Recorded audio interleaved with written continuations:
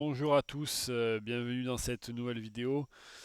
Une vidéo où je vais répondre à la question quand venir visiter le Brésil.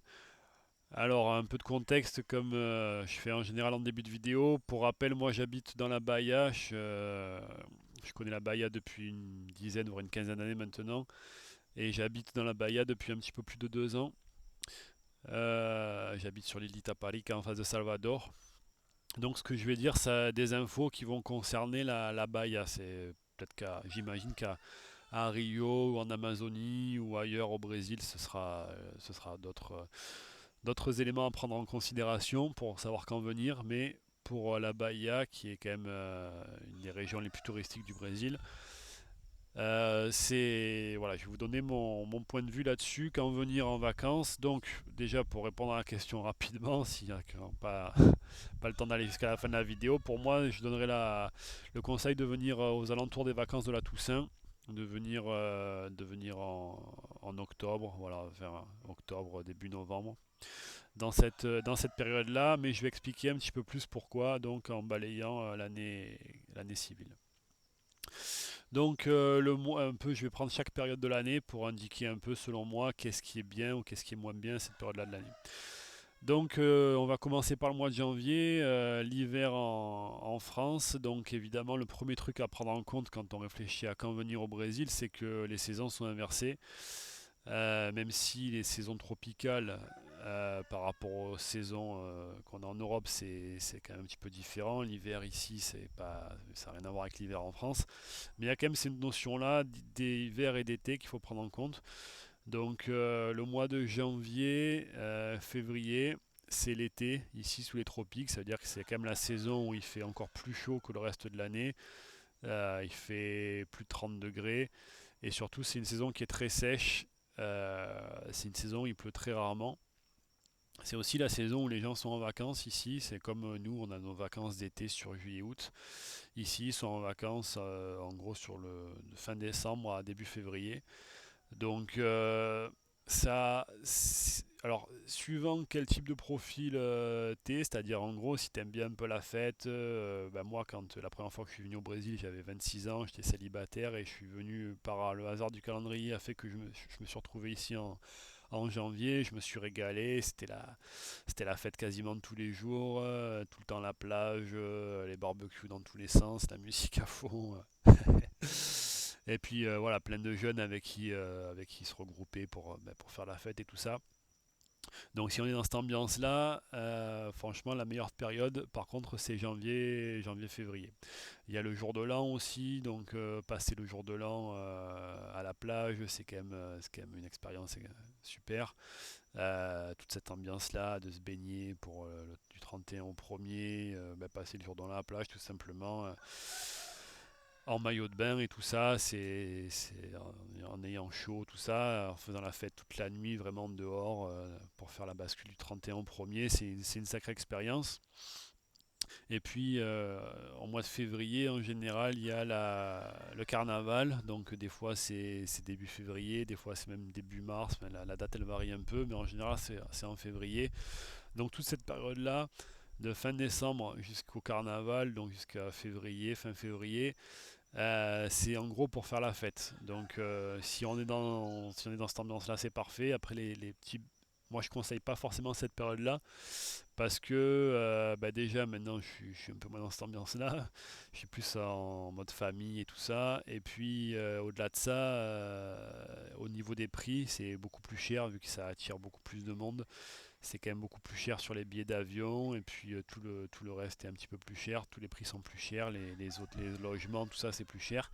Et au-delà du prix, c'est un peu plus saturé aussi vu que les Brésiliens sont en vacances et puis qu'il y a beaucoup de touristes qui viennent pour fuir le froid de l'hiver dans l'hémisphère nord, qui viennent ici, du coup c'est plus cher. Et enfin c'est plus cher, mais en plus il y a plus de monde, donc voilà, c'est un petit peu plus saturé, c'est un petit peu moins agréable à mon sens pour profiter de tout ça.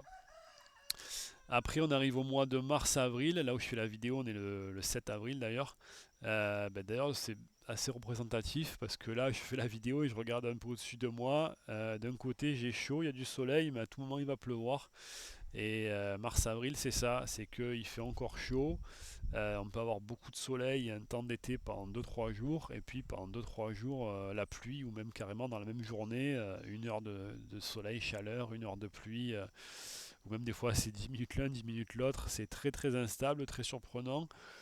C'est une saison que j'aime bien. C'est une saison que j'aime bien parce que on respire, il y a un petit peu moins de monde et tout ça. Ceux qui ont fait la fête, ils récupèrent un peu, donc il y a beaucoup plus de. C'est comme la contre-saison, c'est un peu comme le mois de septembre en France, disons. C'est là où les restaurateurs et tout cherchent un second souffle, donc c'est agréable quand on veut profiter, voilà, de restaurants, des logements et tout, d'avoir un petit peu plus d'espace. Mais il y a au niveau météorologique, c'est pas. Voilà, il faut bien, faut un peu avoir de la chance, quoi, parce que c'est possible de venir 2 semaines ici, et sur les 2 semaines, d'avoir une semaine, 10 jours de pluie, tout comme on peut avoir le contraire, on peut avoir une semaine, 10 jours de grosse chaleur et 2-3 jours de pluie, mais c'est un peu jeter la pièce en l'air. Après, on arrive au mois de mai-juin. Ici, ça correspond à la saison des pluies, donc ça a son charme. Nous, quand on habite ici, qu'on a passé l'été et tout, quand on arrive à la saison des pluies, c'est un soulagement d'avoir un peu cette fraîcheur qui arrive. Mais quelqu'un qui vient ici en vacances pour connaître, franchement, je lui déconseille parce qu'en général, c'est pas ce qu'on recherche quand on vient au Brésil. Donc, je pense que c'est très important de venir ici en mai-juin si on a vocation à s'installer. Après, si c'est un coup comme ça pour venir au Brésil, un séjour, d'ailleurs il pleut, il pleut, je vais me couvrir légèrement. Donc là, je fais la vidéo depuis ma terrasse et donc voilà, à tout moment, je vais devoir suspendre la vidéo pour cause de pluie. Donc je disais oui, le mois de mai-juin, c'est important si on veut s'installer. Après, si on vient juste une fois au Brésil, je pense que ce sera un peu dommage de voir que des pluies et pas le soleil. Avec par contre, enfin aussi, ce qui est intéressant si on veut s'installer, c'est que fin juin, il y a les fêtes de la Saint-Jean, les 10 derniers jours de juin en gros, et c'est super important. Après Noël, c'est les plus grosses fêtes du Brésil, avec des feux et puis avec toute une tradition liée au maïs, liée aux cacahuètes, etc. Enfin, je pourrais faire une vidéo sur les fêtes de la Saint-Jean d'ailleurs, parce que c'est très intéressant culturellement. C'est en gros la fête des gens qui habitent à l'intérieur des terres, plus dans le terroir. D'ailleurs, tous les gens ils quittent le littoral en général pour aller à l'intérieur des terres pour la Saint-Jean. En tout cas, voilà, mai-juin, je conseillerais même d'éviter. Ensuite, on arrive sur juillet-août. Alors, je crois qu'à Rio, c'est sympa. Juillet-août, moi, je trouve que dans la Bahia, il fait encore un petit peu frais. Frais, on s'entend, il fait 22 degrés à peu près, entre 20 et 25. Mais il y a quand même un petit peu de vent, il y a quand même encore un petit peu de pluie, et puis les 2 mois de saison des pluies, il y a encore un peu des traces, il y avait pas mal de boue, tout ça, donc c'est pas l'idéal, honnêtement. Je pense que, enfin, il y a tellement de beaux endroits à voir en été en Europe, même en France et tout, que venir au Brésil en juillet-août, c'est vraiment pas ce que je recommanderais. Par contre, on arrive sur le mois de septembre, et là, voilà, c'est ce que je disais tout à l'heure, c'est à partir de septembre, moi, c'est ce que je conseille. Je pense que c'est là où ça commence à être vraiment sympa. En septembre, il fait pas encore trop trop chaud, mais il fait quand même entre 25 et 30, ça commence à être super agréable. Euh, pour se baigner, c'est bien. Moi, je trouve qu'en juillet-août, il fait un petit peu frais à 25 pour se baigner, c'est un peu juste. Par contre, en septembre, on arrive aux alentours de 28 degrés. Les gens aussi, on sent que c'est un peu comme le printemps en France où les gens, après les pluies et tout, ils ressortent bien de chez eux. Il y a pas mal de fêtes. Il y a la fête nationale, il y a l'indépendance dans ces périodes-là. Donc en septembre, ça commence à être sympa. Octobre, pour moi, c'est le mieux parce que du coup, c'est là où la chaleur, elle commence à s'installer, elle commence à bien rentrer. Il pleut vraiment presque plus. On a très peu de chance d'avoir une semaine de pluie en septembre. Il y aura 1 ou 2 jours, mais rien de bien méchant. Au contraire, c'est bien de ne pas avoir trop chaud non plus.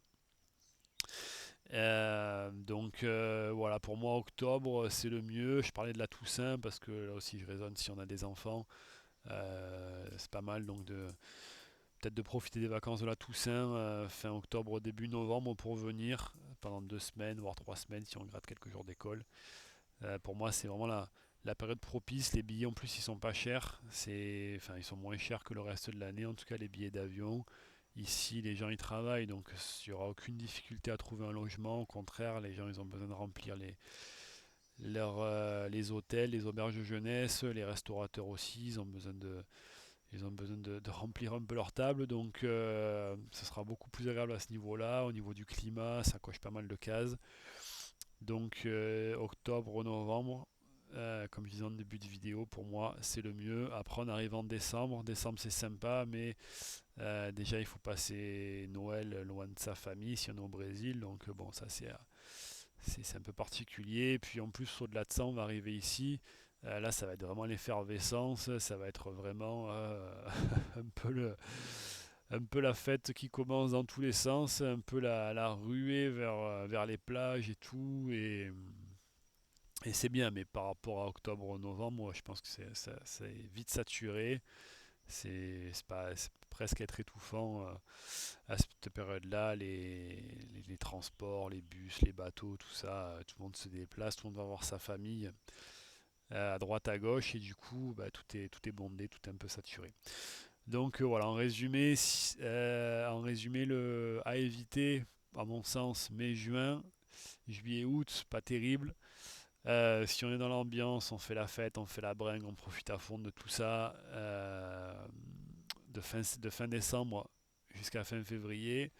Et si on est plus dans un entre-deux, on veut profiter un peu, aller boire un coup, faire un petit barbecue, enfin voilà, faire une petite soirée de temps en temps, mais être quand même plus tranquille, détente, pas, pas trop non plus d'effervescence et tout, plutôt entre septembre et fin novembre.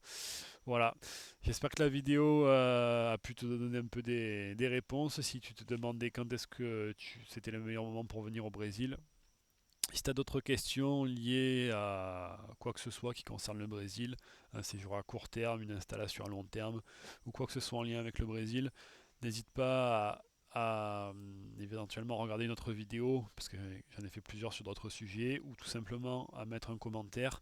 J'y réponds à tous les commentaires, et en plus je pourrais éventuellement répondre sous forme de vidéo si c'est une question qui peut intéresser d'autres personnes.